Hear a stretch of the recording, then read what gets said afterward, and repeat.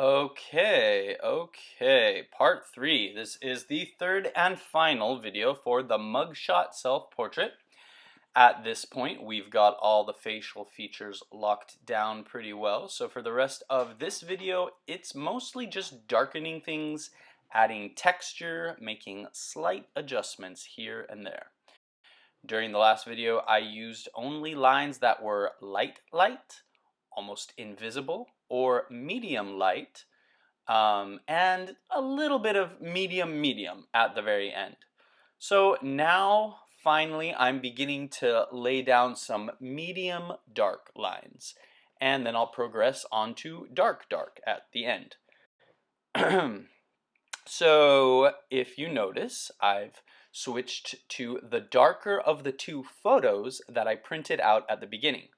This one is a bit darker than the original. Grayscale images tend to print darker than the digital image. But honestly, I don't mind the exaggerated contrast. I kind of like it. Remember, strong darks make for strong drawings. Drawings usually look weak and unfinished if they are left too light. If they're light lines, light values. I emphasize not to go too dark too quick, so you can continue to change your lines and shapes, but at some point you gotta lay down those darker values if you want your art to look good. Really, at this point, anything I can say to you about the process of drawing is just another expression of the basic statement, keep looking. Match the values you see in your photo. That's why we made it black and white. It's funny that we use the words black and white to describe types of humans. It's obvious to anyone who draws that no one's skin is either black or white. Everyone is some shade of gray. True black and white only appear in the smallest little sections of a picture. In fact, even the darkest and lightest sections aren't true black or true white. The lightest thing in the photo in this photo, might be those little specks of reflected light in my eyes. Even these are some light shade of gray. Nothing is left the white of the paper. Even the whites of our eyes don't appear white perceptually because they usually have shadows cast by the brow and their placement in the eye socket. So my best advice on this part is be honest with yourself about what you see and try to replicate it. For instance, I have these really dark circles under my eyes. They make me look old and tired. I've actually had them since I was 20, but I guess they're probably darker now. But they are part of my face. They're part of who I am. Why would I want to make them less visible? Why polish my face that way?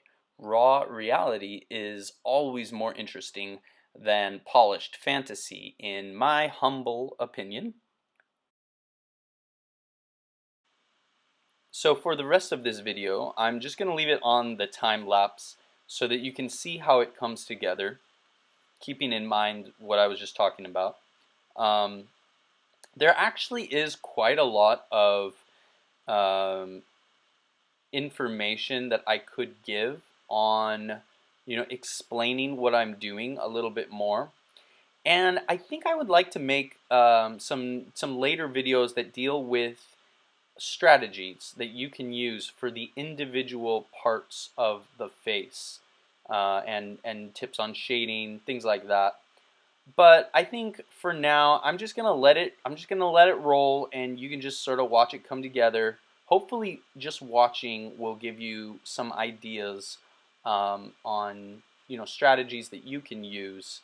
And like I said, I'll probably put together a few more videos at a later time that will really dive in depth and explain what's going on in the individual parts.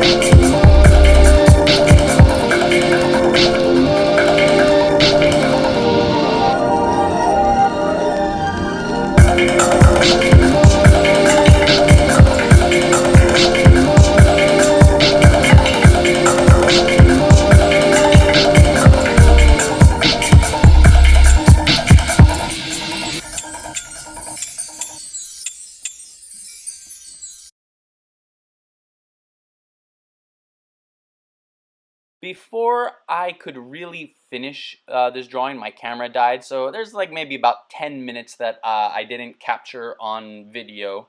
But the final details weren't really that much different. I basically just darkened things again. I added some freckles and texture on the skin and hair. I realized that I made the eyes a bit too big, a little bit too big, mostly because the bottom curve of the eyes is too round. It should be flatter. I also think the flecks of light in the eyes are a bit too close to the top eyelids, which is unrealistic because of the reach of the cast shadows. I think they should just be slightly lower. There are some tiny discrepancies on the width of certain parts of my face, but overall, it's close enough for a decent likeness. Okay, so that's that. The next view we will need to conquer is the profile view. After that, we'll be ready for the 3/4 view, and then we can get into crazy angles and other fun stuff. Thanks for watching.